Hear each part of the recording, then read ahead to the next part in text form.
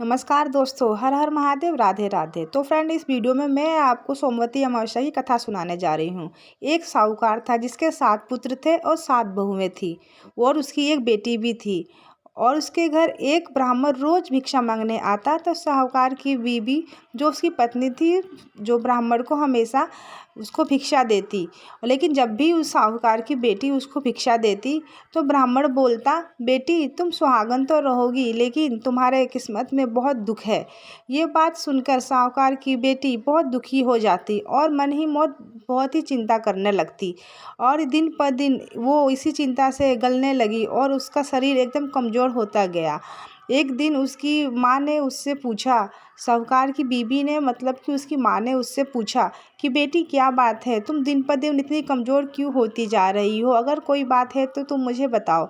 इस पे साहूकार की बेटी बोली कि माँ, जो हमारे घर ब्राह्मण भिक्षा लेने आता है, मैं उसको जब भी भिक्षा देती हूँ तो वो बोलता है, बेटी तुम सुहागन तो रहोगी लेकिन तुम्हारी किस्मत में बहुत दुख है। ये बात सुनकर साहूकार की बीवी बोलती है कि ठीक है, अब जब भी ब्राह्मण आएगा तो मैं उसकी बात ज़रूर सुनूंगी। ये अगली सुबह जब सुबह होती है तो ब्राह्मण रोज़ की तरह भिक्षा मांगने आता है। तो साहूकार की बीवी छुप कर बैठ गई होती है और जैसे ही साहूकार की बेटी ब्राह्मण को भिक्षा देती है तो ब्राह्मण फिर से बोलता है। ब्राह्मण बोलता है कि बेटी तुम सुहागन तो रहोगी लेकिन तुम्हारी किस्मत में बहुत दुख है। इसके बाद उसकी साहूकार की बीवी ये सारी बातें सुन ली होती है और इसके बाद वो ब्राह्मण को बोलती है कि हम तुम्हें रोज़ भिक्षा देते हैं और तुम मेरी बेटी को ऐसी बद्दुआ दे रहे हो। तो इस पर ब्राह्मण बोलता है कि मैं तुम्हारी बेटी को बद्दुआ नहीं दे रहा हूँ, जो उसकी किस्मत में है वही मैं कह रहा हूँ। तो इस पे साहूकार की बीवी बोलती है कि अगर इसके भाग्य में दुख है तो तुम उसका कुछ उपाय मुझे बताओ। इस पे ब्राह्मण बोलता है कि 7 समुंदर पार एक सोना धोबन नाम की स्त्री रहती है, जो कि हमेशा सोमवती अमावस्या का व्रत करती है। अगर वो अपनी सोमवती अमावस्या का व्रत का फल तुम्हारी बेटी को दे दे तो वो सौभाग्यवती हो सकती है और हमेशा खुश रह सकती है, उसका भाग्य बदल सकता है। ये बात सुनकर साहूकार की बीवी 7 समुंदर पार जाने की तैयारी करने लगती है। चलते चलते उसे रास्ते में वो बहुत थक जाती है क्योंकि दोपहर का समय था और वो थक जाती है। और थकने के बाद एक वो पीपल के पेड़ के नीचे बैठ जाती है। उसी पेड़ के ऊपर एक गरुड़ पंखनी के बच्चे का घोंसला रहता था जिसमें गरुड़ पंखनी के बच्चे रहते थे। उसी समय साहूकार की बीवी ने देखा कि एक सांप गरुड़ पंखनी के बच्चे को काटने के लिए उसकी तरफ बढ़ता जा रहा था। इसके बाद उसने बच्चे को बचाने के लिए साहूकार की बीवी ने एक पत्थर से उसको मार दिया और एक ढक्कन से उसको वहीं पर ढक दिया। लेकिन जब गरुड़ पंखनी वहाँ आती है और जब वो खून देखती है तो वो सोचती है कि साहूकार की बीवी ने मेरे बच्चे को मार दिया है, तो वो उसको अपने चोंच से मारने लगती है।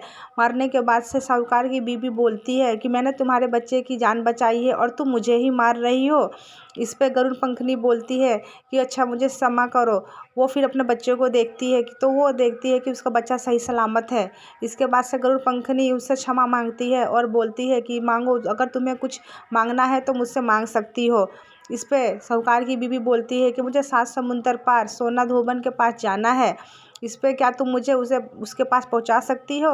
इसके बाद गुड़पंखनी उसे साहूकार की बीवी को अपने पंखों पे बिठाकर 7 समुंदर पार सोना धोबन के घर ले जाके वहाँ पे छोड़ देती है।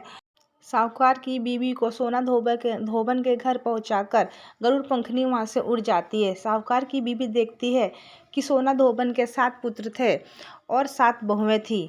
सातों बहुएं हमेशा काम धंधा करने के लिए लड़ाई झगड़ा आपस में करती थी। चूल्हा चौका करने में भी वो हमेशा लड़ाई झगड़ा करती थी। तब सब लोग सो जाते थे तो साहूकार की बीवी आती और रात में उनका घर का सारा काम करके चली जाती। झाड़ू पोछा करती, चूल्हा चौका करती, उनका खाना पीना बनाती, उनके बर्तन भी धोती और घर की साफ़ सफाई करती, कपड़े भी धोती, पानी भी भरती और उनके गायों को चारा पानी सब डालकर चली जाती। इसके बाद बहुएं सुबह जब उठती तो वो सोचती थी कि हमारे घर का सारा काम कौन करता है, लेकिन वो आपस में एक दूसरे से कभी भी नहीं पूछती थी। एक सुबह जब सोना धोबन ने अपनी बहुओं से पूछा कि क्या बात है, आजकल तुम काम धंधे को लेकर लड़ाई झगड़ा नहीं कर रही हो और काम भी साफ से कर रही हो। इस पे बहुएं बोली कि माँ जी, काम तो हमें करना ही है, हम लड़ाई झगड़ा करके करें या खुशी खुशी करें। तो लड़ाई झगड़ा करने से अच्छा है कि हम काम धंधा मिलके और खुशी खुशी ही कर देते हैं। इस पे सोना धोबन कहती है कि अच्छा, आज रात में देखती हूँ कि कौन बहू कितना काम करती है और कौन बहू कितना काम नहीं करती है। तो वो छिपके खड़ी हो जाती है। वो देखती है कि साहूकार की बीवी आके उसके घर का सारा काम करती है। तो इसके बाद सोना धोबन उसके जाते समय, जब सुबह वो जाने लगती है, तो उसका हाथ पकड़ के बोलती है कि तुम कौन हो और मेरे घर का इतना सारा काम क्यों कर रही हो, क्या चाहिए तुम्हें। इस पे सोना धोबन बोलती है कि हाँ, मुझे कुछ आपसे चाहिए, इसीलिए मैं आपके घर का सारा काम करती हूँ, लेकिन पहले तुम मुझे वचन दो कि जो मैं आपसे मांगूंगी आप वो मुझे दोगी। उस पर सोना धोबन कहती है कि ठीक है, मैं वचन देती हूँ। इस पे साहूकार की बीवी सारी बात बताती है और बोलती है, सोना धोबन से बोलती है कि आपने अभी तक जितने भी अमावस्या का जो वर्ष सोमवती अमावस्या का व्रत किया है, उसका फल मेरी बेटी को दे दो, जिससे वो सुहागन हो जाएगी। इस पे सोना धोबन बोलती है कि चलो ठीक है, मैं तुम्हारी बात मानती हूँ और मैं तुम्हारे साथ चलने के लिए तैयार हूँ। इसके बाद सोना धोबन अपनी बहुओं से कहती है कि मैं साहूकार की बीवी के साथ जा रही हूँ, अगर मेरे पीठ पीछे तुम्हारे ससुर जी को कुछ हो जाता है तो तुम उसको घी और तेल से नहला के उनको रख देना। इसके बाद वो साहूकार की बीवी के साथ चली जाती है और उनके घर आने के बाद साहूकार की बेटी की शादी होने लगती है। शादी के मंडप के पास ही सोना धोबन बैठी रहती है, जिसके पास हाथ में एक कड़वा रहता है। कड़वा में वो एक पात्र लेके बैठी रहती है और उसमें एक रस्सी भी लेके बैठी रहती है। इसके बाद जैसे ही शादी शुरू होती है, वहाँ पे एक सांप आता है, दूल्हे को काटने के लिए एक सांप आता है। तभी सोना धोबन अपने मटके में रस्सी बांधकर सांप को ऊपर खींच लेती है, लेकिन डर के मारे दूल्हे की वहीं पर मृत्यु हो जाती है। उसके बाद सोना धोबन माथे से कुमकुम लेती है और माथे से सिंदूर लेती है, आंखों से काजल लेती है और हाथों से नाखून में मेहंदी लेती है और उसका छींटा, कानी उंगली से छींटा दूल्हे के ऊपर मारती है और कहती है कि हे भगवान, अभी तक मैंने जितनी भी सोमवती अमावस्या का व्रत किया है, उसका सारा फल साहूकार की बेटी को मिले और उसका पति जीवित हो जाए। इसके बाद साहूकार की बेटी का जो पति था वो जीवित हो जाता है और सोमवती अमावस्या की जय जयकार करने लगता है। जयकार करने के बाद से फिर शादी संपन्न होती है। इसके बाद से सोना धोबन बोलती है कि साहूकार की बीवी से बोलती है कि मैं अपने घर जा रही हूँ। इस साहूकार की बीवी बोलती है कि आपने मेरी इतनी मदद की, मेरे जमाई को नया जीवन दिया है, अगर आपको कुछ चाहिए तो आप मुझसे मांग सकती हैं। इस पे सोना धोबन कहती है कि मुझे कुछ नहीं चाहिए, सिर्फ आप मुझे एक मटका दे दीजिए। वो रास्ते में मटका लेके जाती है। उसी बीच में सोमवती अमावस्या का पर्व पड़ता है। वो वहीं पे मटके को रखकर 108 बार मटके की फेरी लगाती है और वहीं पे गड्ढा खूंद के पीपल के पेड़ के नीचे मटके को गाड़ देती है। गाड़ने के बाद से जब वो अपने घर आती है तो वो देखती है कि उसका पति मर चुका है और वो ज़मीन पर रखा हुआ है। इसके बाद से सोना धोबन अपने माथे से कुमकुम लेती है और माथे के सिंदूर से सिंदूर लेती है, आँखों से काजल लेती है और हाथों से मेहंदी लेके नाखून से छोटी उंगली के नाखून से छींटे मारती है और बोलती है कि हे भगवान, अब तक मैंने जितनी भी सोमवती अमावस्या का फल मतलब व्रत किया है, उसका फल साहूकार की बेटी को मिला, लेकिन जो मैंने रास्ते में जो सोमवती अमावस्या की है उसका फल मेरे पति को लगे। इसके बाद इतना सुनते ही उसका पति जीवित हो जाता है और वो बैठ जाता है उठ के। इसके बाद एक ब्राह्मण उनके दरवाजे पे आता है और बोलता है कि आज सोमवती अमावस्या का जो भी प्रसाद है आप मुझे दे दो। इस पे सोना धोबन बोलती है कि सोमवती अमावस्या तो मैंने रास्ते में किया था और मैंने वहीं पे पेड़ के पीपल के नीचे वो मटका जो मैंने वहीं पे गाड़ दिया है, मेरे पास अभी कुछ नहीं है।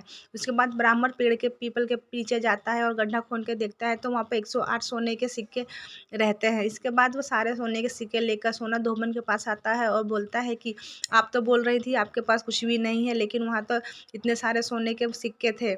इसके बाद सोना धोबन बोलती है कि वो सब आपका है, मेरा उसमें से कुछ भी नहीं है। उस पर ब्राह्मण बोलता है कि नहीं नहीं, इसमें से तो मेरा सिर्फ एक हिस्सा ही बनता है, बाकी 3 हिस्से तो आप ही के हैं, आप उसको रखिए। और वो इसके बाद से एक अपने हिस्सा लेकर चला जाता है और पूरे गांव में मतलब फैला देता है कि सोमवती अमावस्या का व्रत जो भी करेगा वो हमेशा सदा सुखी रहेगा, उसके घर में हमेशा खुशहाली रहेगी। अगर आपको कथा अच्छी लगी तो वीडियो को ज़्यादा से ज़्यादा शेयर करें, वीडियो को लाइक शेयर और कमेंट जरूर करें, क्योंकि आपका एक लाइक और एक कमेंट से हमको बहुत ज़्यादा मोटिवेशन मिलता है अच्छी अच्छी वीडियो बनाने के लिए और आप तक पहुँचा पहुँचाने के लिए। चलिए मिलेंगे किसी और अच्छे से वीडियो के साथ और अच्छी जानकारी के साथ। जब तक के लिए हर हर महादेव, राधे राधे।